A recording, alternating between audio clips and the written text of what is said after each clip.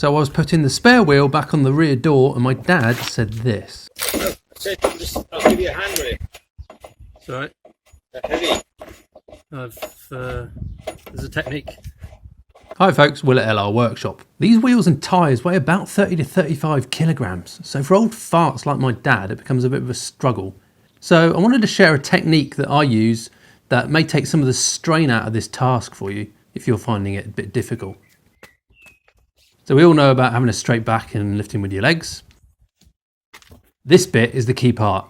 The wheel is resting on the top of my thighs, so all the weight is going down through my legs, and I'm leaning back to offset the weight of the wheel on my legs, which also means I can see exactly where the stud holes need to go.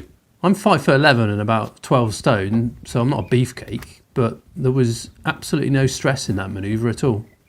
For alloy wheels, because the nuts aren't conical and self-centering like on steel wheels, you need to position the wheel properly so that the nuts go in.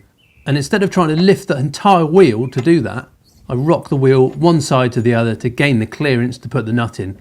By gripping the outer circumference of the tyre, it allows you to do this with very little force. If you found this video useful, then give it a thumbs up.